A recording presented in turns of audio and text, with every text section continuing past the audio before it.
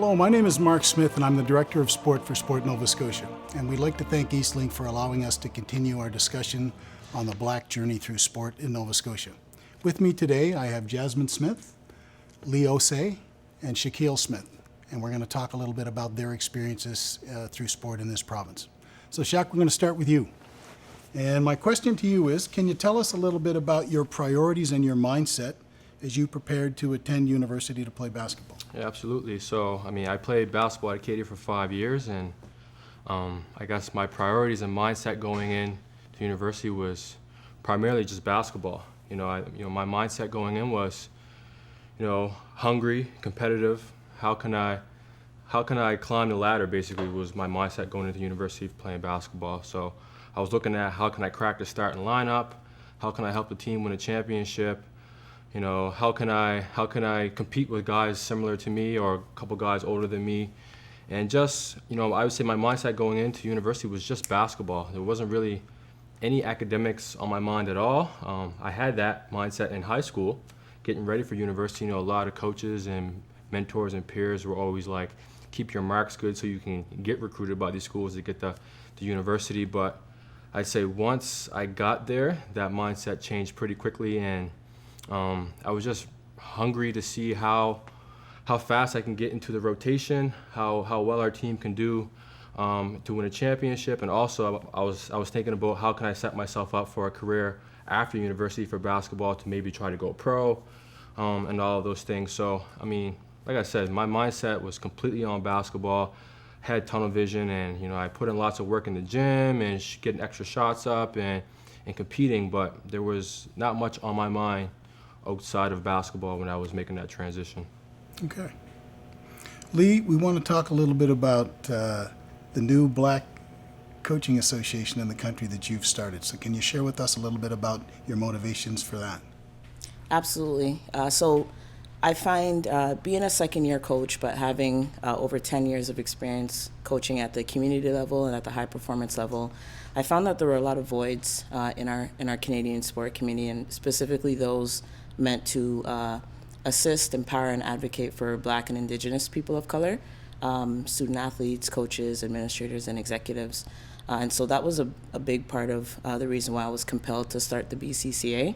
I wouldn't have been able to start it without the help of my mentors and actually many of the coaches that I grew up really being inspired by.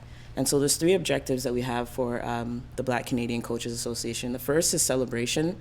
We thought that there was a lot of power in just creating a platform that is used to shed light on, trailblazers like yourself, Mark, and people in our sport community. The second is advocacy through allyship. So we're a volunteer organization, and we're comprised of racialized and non-racialized people, and really using allyship as a measure to empower and support people of color. And then the last is networking. And I just think, it's 2020. We're at a point now where you can communicate with anyone around the world. And so I think we could do a little bit better of a job sharing in resources, setting up some mentorship models, generally networking, and even job opportunities. Jasmine, can you tell us a little bit about your experiences in sport as a person of color playing a sport that was predominantly a white sport? I think that it's a really interesting experience just because I'm someone who easily passes as white. I'm not someone that people notice often or don't realize until I explain it myself. So I think that it changes your experience, and it's not a negative or a positive. It's just the reality of your experience. I think that when you're surrounded by, people that look the same as you, there's a comfortability of that. But I was always aware of when there was a lack of diversity. It wasn't until I was probably 22 or 23 playing college that I had my first Black coach, that I played with other Black and Indigenous people of color, and more than, 1 or 2 people spanning a couple years. So it's certainly something that I noticed and that changed my experience. But it's just something that you're aware of, that you're cognizant of while you're taking part in what's supposed to be your favorite thing to do. We're going to take a quick break. We'll have more on the Black experience discussion in just a moment. Shaq, you talked a little bit about basketball being your primary focus when you got to school, and I'm going to assume that there were pressures from peers and family and coaches. How did you balance the pressure between your success or your wanted success as an athlete with the academic expectations that you needed to achieve? Yeah, so I mean, honestly, the reason why I was able to maintain that balance was because of my family. I did feel pressure from family and peers and coaches to stay in basketball, but my family was always in my ear preaching education, preaching marks, preaching school first. That being said, none of my parents went to university, so that helped up until high school. But once I got into university and I was experiencing things that they didn't get a chance to experience, it was a lot harder for them to help coach me through those situations and different challenges that I was facing along the way. So, I mean, the balance for sure was my parents keeping me kind of level-headed and keeping me on the right path. But a challenge with that is once I started facing challenges kind of outside of what they experienced, there wasn't really much more support they can offer me, just kind of motivating me and encouraging me. From the peers and coaches' perspective, being a student athlete in university it's a full-time job. You got to be committed. A lot of the times we do scouting reports and we read the scouting reports, and you're being tested on that scouting report a day before a game. So it's literally like taking another class. So that in itself had added pressure. Pressure to excel, pressure to perform, all that's there, especially if you're going to school on a scholarship. You got to maintain a certain grade point average, you got to maintain a certain marks while you're in university, and life happens, and you don't always do well in school for a variety of different reasons, but that added pressure in the back of your ear, especially from somebody who doesn't come from a high income family, of getting that scholarship and that monetary value so you stay in school, that's a whole nother ball game in itself. Even growing up, I'm from North Preston, so it's a predominantly black community here in Nova Scotia. Lots of kids in the neighborhood play basketball. They gravitate towards basketball, but when I was younger, that wasn't my first sport. I played baseball probably for 14 years until I ended up making the Canada Games team for basketball, and then at that point, my coach said that I had to make a decision if I wanted to make the team to let baseball go. So it's just pressures from all angles, pressures from what type of sports you play, what type of career you want to map out for yourself, what type of challenges. It's just kind of that added pressure heightens the stakes a little bit, especially when we're talking about maintaining marks and performing, knowing that you're all incentivized by your performance. And if it wasn't for my family and my parents kind of keeping that even level-headed with me, I probably wouldn't have been able to handle that pressure. That being said, I seen that as a big challenge. So one of the things I did when I graduated university was I started a nonprofit organization called the Futures Program. It's all about student athlete preparation and education, and help kids get internships and jobs and resume building, and all of those challenges that I seen along the way. I tailored a nonprofit organization to help fill those gaps. So that's the support system for my family was huge, but that's why I wanted to make a nonprofit organization, because not everybody is going to be lucky like I was to have that backbone as a family. Lee, talk to us about policies that you believe that disproportionately affect athletes of color that don't necessarily seem to be as important but have a significant impact. Sure, and I will just kind of tab on to Shaq's experience as an incoming student athlete. So I think what we have to understand, especially within our collegiate sector, is it's often the last step before going into the real world. But what we've seen historically is that at our elementary grade school levels and at our secondary levels, there are practices and undocumented policies that really negatively impact Black and Indigenous people. And so some of that is academic streamlining. Some of that is the over-policing of young people of color. It's higher suspension rates than their non-racialized counterparts. And so all these kind of moving parts make it extremely difficult for a young man or a young woman to go into the collegiate level and really receive support that they need. Arguably the biggest incentive for student athletes are the ability to apply for and qualify for academic awards, scholarships, bursaries, and grants. And so I think we need to look at what does work in action, what does that embody at our collegiate level, and we have athletic financial awards that are gifted to student athletes, and so the intention behind them is to award young people who are both diligent in their academic endeavors, but then also participating in sport. And so when you frame it within that context, it's not a scholarship, it's an award. But because there is a grade point minimum, it makes it extremely challenging. And I could take that one step further and say, regardless of whether you play a sport or not, it makes it very challenging because coming in, you almost need to be an 80 and above person to receive those. Compounded with the fact that many Black and Indigenous people are first generation, it makes it that much more challenging because there is no backup plan behind a loan that you can kind of qualify for. And so I definitely think that the financial resources and the policies around that, I think we can look at them and consider, what can we do better? And so if something's meant to be an award, we find that those that are disproportionately affected are the ones who don't have a two-parent household, those who don't have generational wealth. Those are the ones that typically end up walking away from an opportunity to finish school. And so I think that we can lead through sport in that way in terms of reframing that kind of policy. Jasmine, what role do you think representation plays in the sport community in this province? I think that representation is important in not only sport, but everywhere within our society in all different spheres. I think that part of the reason I chose to do an education degree was because I saw a lack of representation, and that growing up, I can remember distinctly not seeing people that look like me or had a family that looked like mine or grew up with the same kind of worries and concerns that I had.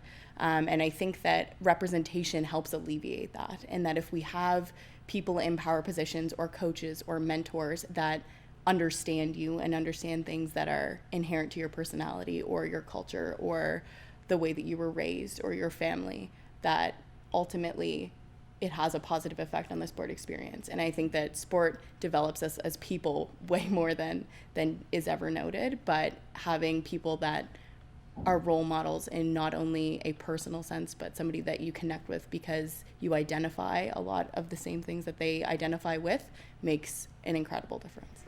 We're going to take a quick break, but we'll have more on the Black experience discussion in a few moments. Shaq, when you think back to walking onto the campus at Acadia University as a freshman, tell us about the barriers that you faced as a student athlete that you were unprepared for before you got to university. Yeah, so for me, a lot of it was stemmed around that preparation that needed to happen to prepare me for when I got to university. So when I was in high school, I was a great student. I pushed myself to be a great student because I knew that I was eventually going to get a scholarship out of it if I kept my marks good.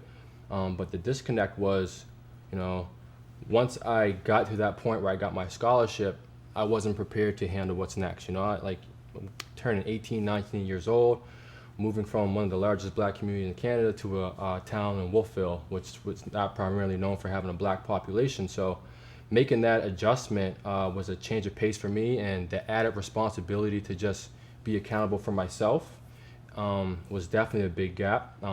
So I struggled in school because, time management was something that I didn't really get an opportunity to hone in on when I was in high school, or, just that overall preparation. So I started to struggle because I had full autonomy, full control over my life at that point, and it came down to me prioritizing what's important to me: basketball, academics, social life. And like I said earlier, the mindset that I was in was basketball. So naturally, if I have 24 hours in a day, and I know, 5 or 6 hours are going to go into sport a day, and then the rest is school or rest my body so I can be good next day. I was doing whatever I could for basketball. So for me, it was just that lack of preparation that I was missing. I proved to myself that, scholastically and looking at a curriculum, I can learn a curriculum and perform at a high level in terms of a curriculum, because I had 93 hours in high school. I got all these awards for academics going into university, but one of the things that happened as soon as I got to university, my marks went from a 93 to now I'm borderline getting my scholarship. And I was very conscious of this going into university. I've seen a lot of kids primarily from my community get scholarships to go play sport, and then they'll play 1 or 2 years and they'll drop out. And I always thought, I'm not going to be one of these kids. They're just not applying themselves. They're not doing this, doing that. And I fell into the trap of having these preconceived notions of what was happening. But then once I experienced it, I realized that there's a lot more that's going into this than just applying yourself. There's a lot more of social factors that are playing a part and monetary values and that added pressure that takes a toll on you. And as athletes, it's not really celebrated to you come out and say like, I'm struggling mentally or I'm struggling because of this.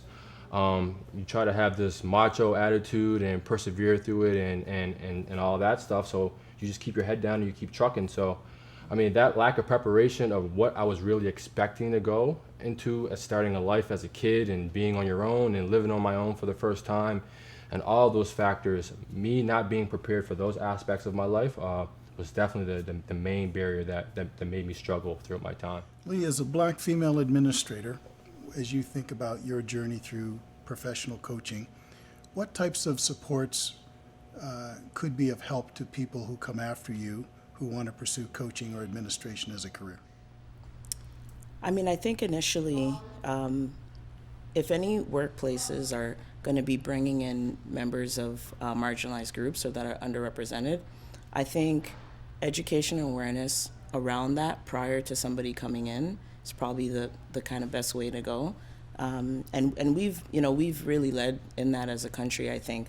But if we look at gender equity, for instance, right, like we're still seeing that shift. I'm the first female head varsity coach at St. FX University, and I might be the first black female head coach in Maritime's history for varsity sport.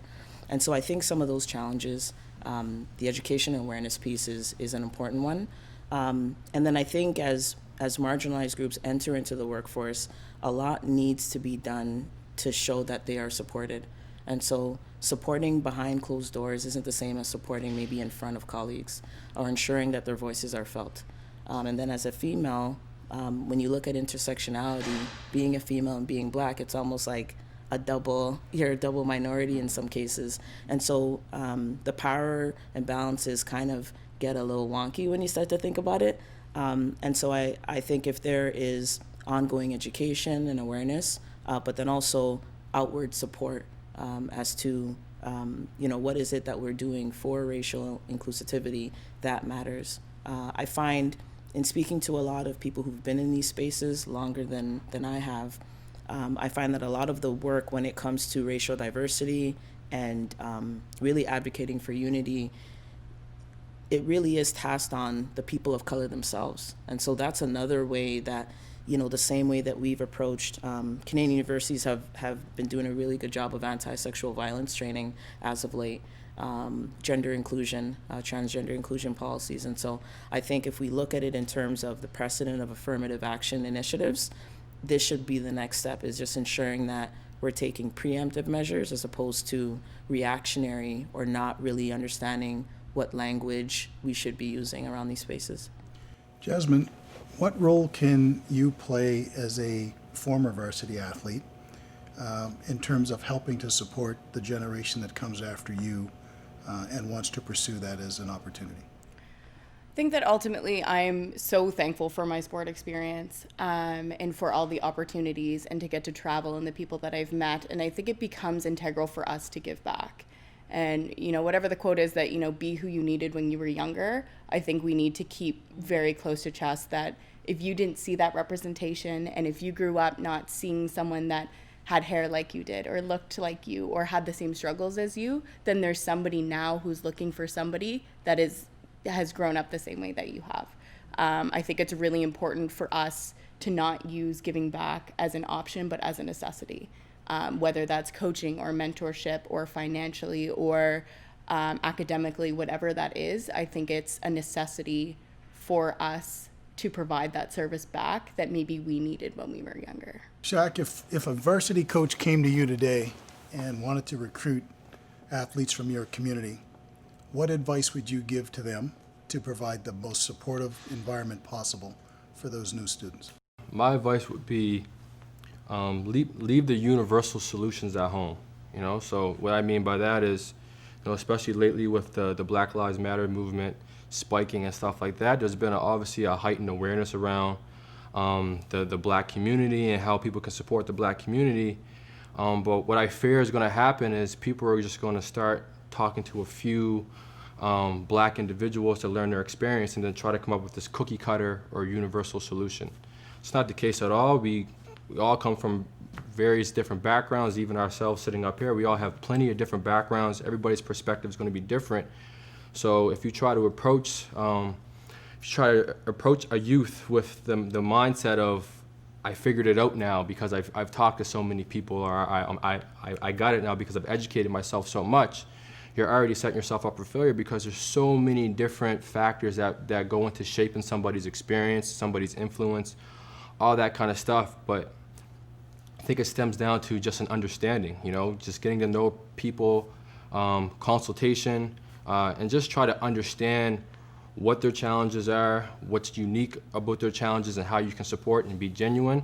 I think that would be a great first step, but you leave the cookie cutter and the universal solutions at home because there's going to be a lot of kids that you're going to miss with those solutions. Don't get me wrong, there's probably going to be a lot of kids that you're going to help, but just make sure that you're genuine and it's a one-to-one experience and not a universal solution. And Lee, when you think about that same question related to athletic directors who may in future be recruiting black coaches, what's your best advice to them? I think my best advice is that inclusion is an ongoing process. I think we need to start looking critically at the things we already do because they're established precedents, and now what can we do to make that racially inclusive? And so if we are bringing in coaches, let's ensure that annually within our 5 or 10 things that we're doing for the community, there's racial inclusivity in that. Let's make sure, as Jasmine had said, with our outreach, let's ensure that we're approaching it, understanding that there are different challenges for different social cultural groups. And so let's make a point to reach out to the African Nova Scotian community, for example, or other marginalized groups. And I think, I've seen so many great things happen in our education sector, and specifically within Canadian colleges and universities. So I think it's an amazing place to start. And I think once it starts there, and we start working, because often people within these spaces are wearing a couple of different hats. So they're the same ones involved in our provincial sport organizations and our national sport organizations. So I think if we start looking at sport as that tool for advancement and as a means to change the world, as Nelson Mandela says, then anything is possible. But I think it does start from the individual actions of those in leadership positions, like athletic directors. And once we're, I think, putting out a statement and being public about the support for racially diverse groups, that's the first part of it. But now it's about the work in action. So what are we going to do as a follow-up, and what are we going to do to build sustainability? And I think that there's a million things that athletic department does annually, and I think if we just start to think to ourselves, hey, if we've got games that we organize to provide support for mothers against drunk driving or gender equity or shoot for a cure, then let's go ahead and have one for racial injustice. So I don't think we need to reinvent the wheel. I think we're at this really incredible time where we can just pause and be like, oh my goodness, this is a underrepresented group that we haven't quite supported en masse, in comparison with some of our other marginalized groups. Jasmine, as a biracial athlete, and to your point earlier, being someone that isn't easily identified as black, what would your advice be to coaches who are recruiting biracial athletes to be part of their programs? I think just being cognizant of it. I think sometimes athletes so quickly just get grouped as your team, and we're all here for the same reason, we're working towards a common goal, and in that it gets lost that we're all individuals that have our own individual struggles and concerns. And I think that to ignore something that's so integral of somebody is a major mistake. I think that there are, especially in the times right now, things are heavy and it's hard stuff to deal with. And I think that if we have our mentors and our role models checking in with people to see how they're doing and to see how they're dealing with, really heavy, difficult conversations, that's really important. I think that even if you potentially don't look the same as the rest of a group, potentially from the outside, it's still important to realize that that's a very distinct and incredibly important part of somebody's identity that can't just be looked over because we're working towards a common goal or we all play the same sport. So I think that just appreciating your athletes for exactly who they are and all their differences is what changes coach-athlete relationships and ultimately what makes it a more positive space. Well, I want to thank the three of you.